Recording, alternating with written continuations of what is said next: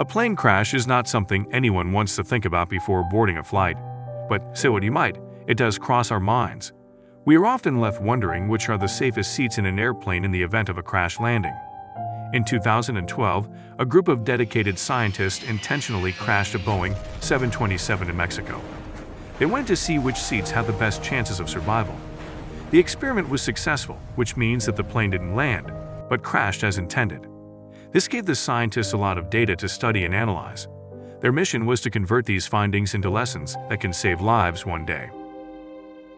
One of the biggest mysteries in a plane crash is why some passengers make it out alive, while others unfortunately don't. The scientists took first-hand testimonies from air crash survivors and weighed the consequence of their choices that were perhaps instrumental in saving their lives. Where were they seated? Were they in a brace position? What last-minute decisions did they take? The experiment wanted to explore the results of those small judgments and combine them with the information from the crash landing. It was a fascinating experiment with collaboration across 3 countries: the United States, the United Kingdom, and Germany.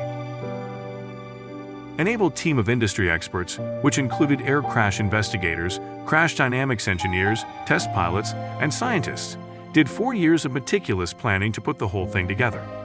From $500,000 worth of crash dummies to specialized cameras, they painstakingly put together every possible object to recreate a real scenario. The most dangerous part of this mission was actually crashing the plane. This was done by a team of former United States test pilots. Their first task was to work out where exactly to crash. It took the team several months to research and find the perfect place. In a dry lake bed in Mexico, where the terrain was flat, the skies were usually clear, with no civilization within hundreds of miles. This is where they crashed the Boeing 727. The team chose Mexico because the United States did not give permission to conduct the experiment. So, who exactly crashed the plane? A 3-man team in the cockpit of the plane had the riskiest job in this experiment.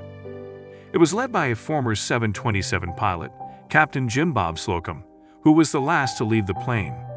Once the entire team of pilots safely parachuted out of this dramatic one-way flight, it was controlled remotely by a former United States Navy pilot from a chase plane, flying close to the Boeing 727. The flight took off from Mexicali Airport and climbed to 6,000 feet. The chase plane, a Cessna, flew closely behind, staying within 50 meters of the Boeing 727. When the plane was 30 minutes from the impact zone, the co-pilot and the engineer safely parachuted out, leaving Captain Jim Bob Slocum alone in the cockpit. Slocum descended the plane further to 3,000 feet and handed over the control to the Cessna pilot. This was in the last 3 minutes of the flight. At this point, he safely parachuted out of the plane, leaving the plane empty on her last ever tragic flight. At the last minute, the pilot in the chase plane remotely put the plane into a rapid dive at 2,000 feet per minute, whereas usually planes descend slowly at 600 feet per minute. The speed had to be perfect, too slow, and the plane would have just landed hard, too fast, and the plane could explode. But it was a picture-perfect crash for the Boeing 727. It hit the desert floor at 140 miles per hour, with a final descent rate of 1,500 feet per minute. It broke into 3 pieces, with the cockpit tearing away from the rest of the body. The experiment provided a lot of data on which seats that could be the safest, and which ones had the least chance of survival. Examining the distance of the wreckage and the wreckage field, investigators found out that seat 7A was hurled almost 150 meters from the breaking point of the plane. The cockpit was completely thrown away from the rest of the body. The nose broke off and traveled backward, making the front few rows the most dangerously impacted, with 12 times the force of gravity. So the major finding was that the passengers near the breakpoint of the plane, wherever it would be, would probably perish first. No 2 crashes are alike. Survival would depend a lot on which part of the plane which breaks first. In this experiment, row 7 and forward were fatal. Row 8 and back had high chances of serious injury, with a lot of vertical impacts but were survivable. However, the passengers at the rear end of the plane, towards the back, had the best chance of walking out without any serious injury. Sitting within 5 rows of any exit gives a passenger the best odds of evacuating faster.